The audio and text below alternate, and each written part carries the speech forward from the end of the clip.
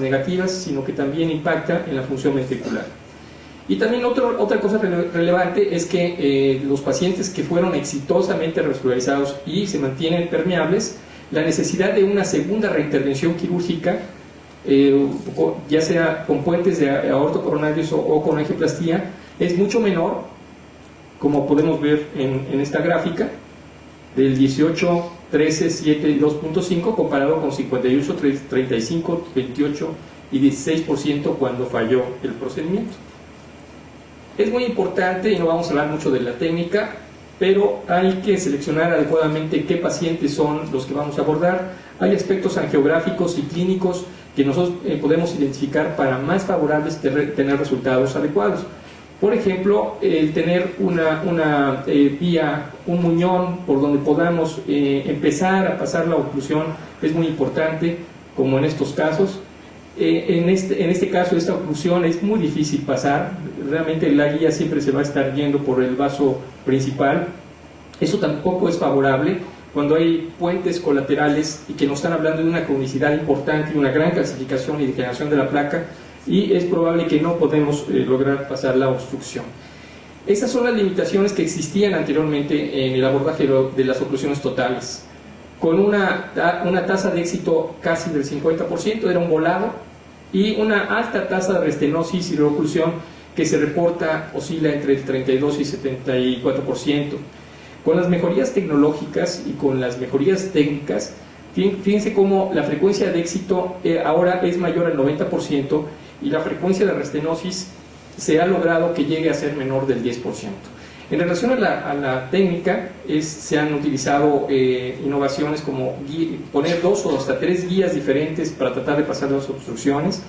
Se usa el anclaje con balón, que da un poquito más de fuerza. En fin, no vamos a describir con detalle en qué consisten estas técnicas. Lo que quiero decir es que existen muchas alternativas para el abordaje de estas obstrucciones. Incluso entrando por la coronaria colateral, se puede salir por una colateral grande a la arteria distal ocluida y salir por la oclusión en forma retrógrada. También ha habido importantes cambios y desarrollos en relación a los dispositivos, pero lo que más ha impactado fundamentalmente son los stents liberados de droga, los que inhiben la restenosis y reoclusión.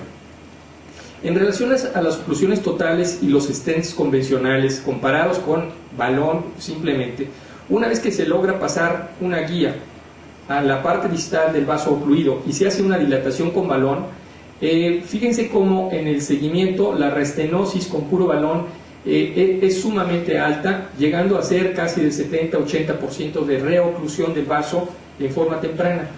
Y como cuando se pone un stent, la tasa de restenosis baja de más o menos entre el 30 y 40%, casi baja a la mitad, por lo que se concluye que siempre que se recanaliza un vaso de este tipo, se debe terminar con el implante de un stent.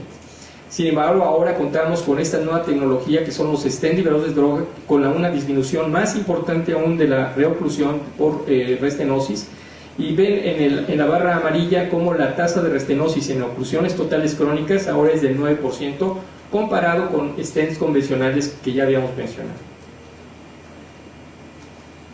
Esta baja restenosis de los stents liberadores de droga ha impactado en la mejoría clínica.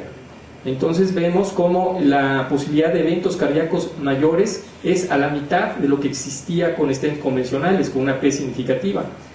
La restenosis del 9.2 comparada con 33% con stent convencional. La posibilidad de revascularizar la lesión tratada o el vaso tratado disminuye ostensiblemente también en forma muy significativa. Y una de las cosas más temibles de los nuevos stents liberados de droga es la trombosis. Y sin embargo, en este estudio, como podemos ver, comparando los stents convencionales con los stents liberadores de droga, no existe una diferencia importante en relación a la incidencia de que se trombose este stent con droga. En esta gráfica podemos ver la evolución en el tiempo a un año con un stent convencional de la posibilidad de estar libre de eventos y sobrevida, que es del 80.8%, comparado con cualquiera de los dos stents liberados de droga más comúnmente utilizados. El análisis angiográfico de un caso en el Hospital de Cardiología. Vemos aquí, este es una coronaria derecha totalmente ocluida y es un resumen prácticamente del procedimiento, pero ven ustedes el resultado final, cómo se opacifican todos los capilares, incluso el llenado venoso es muy rápido, y este caso nos habla de que este paciente se va a beneficiar muchísimo al haber logrado una reperfusión satisfactoria en este sitio.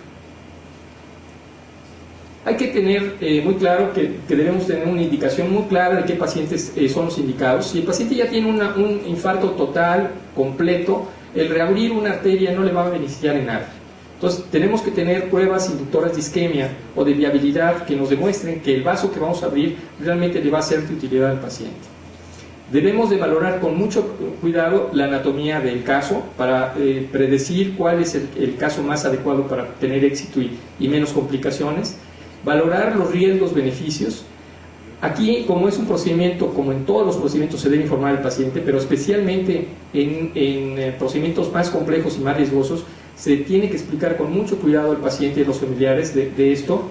Hay que planear la estrategia. Generalmente no es como en una angioplastía convencional de que vemos la lesión y la tratamos en el mismo procedimiento. Habitualmente preferimos parar el procedimiento, planear, tener todo el material y después en una segunda sesión hacer la resolución de este problema y evidentemente contar con el material adecuado y con el entrenamiento.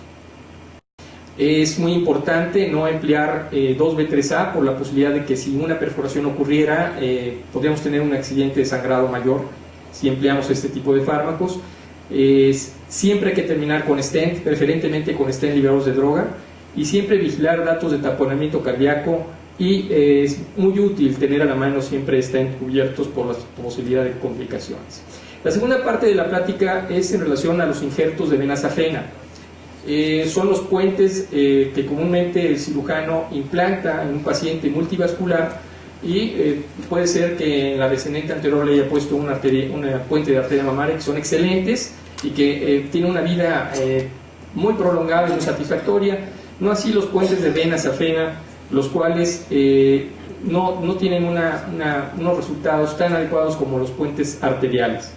¿Cuál es el comportamiento de los puentes venosos? Fíjense cómo en el primer año un poco más del 15% ya están ocluidos. Estamos hablando de puentes de vena safena, ¿no? De entre 1 y 6 años empiezan a disfuncionar el 1% cada año, de entre el 1 y el 2%. Entre los 6 y 10 años ya aumenta esta disfuncionalidad de los puentes a un 4% por año. Y es muy importante la permeabilidad de los vasos porque va en relación directa a la sobrevida, como podemos ver aquí.